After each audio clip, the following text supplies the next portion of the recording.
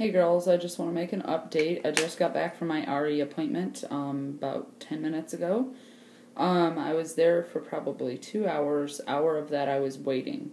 When I finally did go back, I was going in for pretty much a follow-up from my HSG test, and I found out that my doctor had never received the results from that. So I called the office that did the HSG, and they're like, well, we sent it out in the mail on the 10th. And I'm like, in the mail? That makes no sense. Why wouldn't you just fax it? So I had to have them fax a copy over because apparently they're incompetent. I mean, like, do I have to do everything myself? Like, when it comes to infertility and all these doctors, I might as well be doing everything myself. Like, give me the tube, I'll do the IUI myself. Like, nobody knows what they're doing. So, finally he got those, and he tried to tell me that an HSG is not able to open your tubes. So, whatever doctor gave me my HSG lied. I said, okay, well, I watched right on the screen that they were not open and that the dye pushed them open. And he said, well, they weren't blocked. If they were blocked, they wouldn't open at all. I said, okay. So, I mean, he kind of wanted to argue about it, and he speaks he's not fluent in English, let's just say that. So I just let that slide or whatever, and he finally got the fax, and he said that my tubes were open, they were never closed, which they were. The doctor probably didn't put that on there because he opened them. Hello. Okay.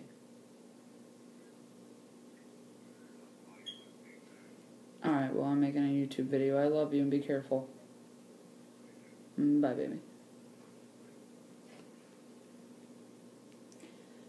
Sorry, my husband's on his way to Maine, and he was getting ready to take off on his plane, and he promised he would call, and I did not want to restart this video because I already restarted it because I ended up cussing in the last one, and I don't like putting that on YouTube. So, anyway, where was I at?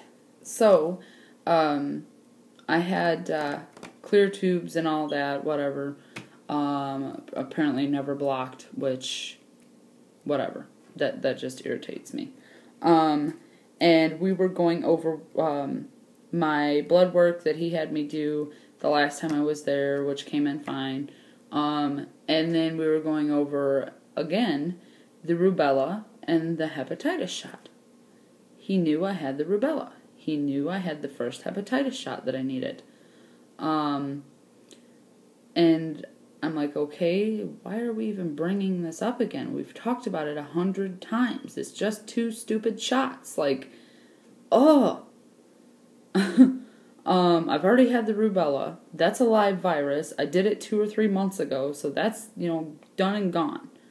And then he brings up the hepatitis. He said, well, how many more shots do you need and when do you need them? I said, well... I need to get my second, and the last shot you have to wait 6 months after you get your first shot to get it done. And he looked at me, and he goes, well, hold on, and he left and came back, and he's like, well, I was told that I'm not allowed to give you, that you're not allowed to get pregnant during that time before you get your hepatitis shot or after. And I lost it. I started bursting out crying. I was cussing, and I said, I just can't do this anymore. It's been 7 years. I'm not waiting another 6 or 7 months or another year. I said, I'm not doing it. I'll just go to somebody else. I said, I'm losing my mind here. I said, I can't take it. And that's the first ever, outburst I've ever had. And it's like every time something's good, something something terrible happens. And I lost it. I was bawling my eyes out, and I just couldn't stop myself.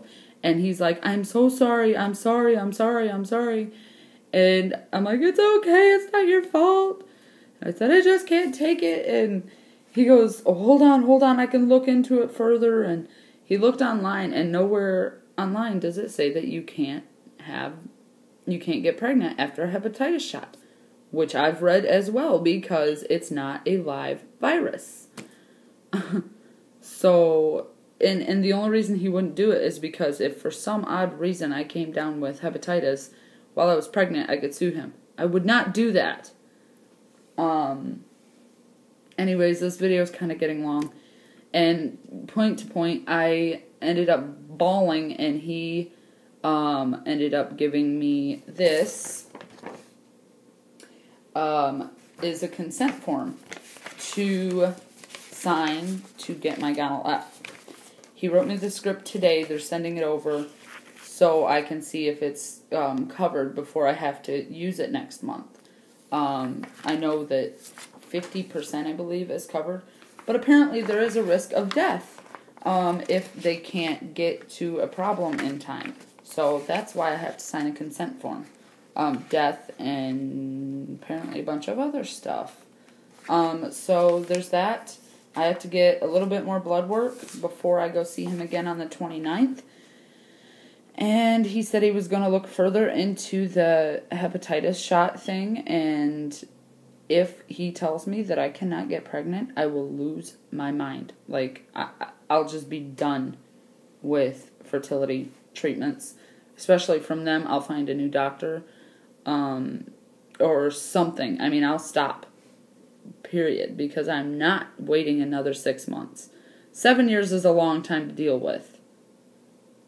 And you might be thinking, well, you've done it for 7 years, why not another 6 months?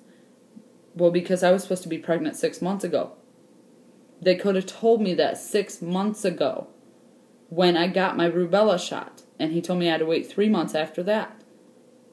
Or, when I was supposed to get my rubella shot. They never said anything then.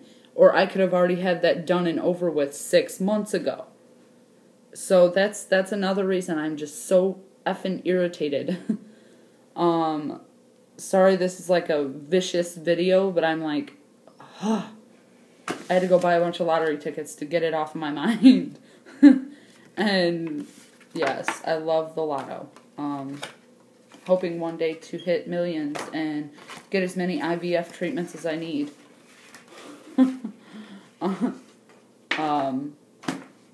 So I'm going to sit here and drink my pop and scratch off my tickets and relax, and I'll talk to you guys soon. I got to go back in a few days to get that blood work because the lady that does the blood work wasn't there, so I'll talk to you guys later. Bye.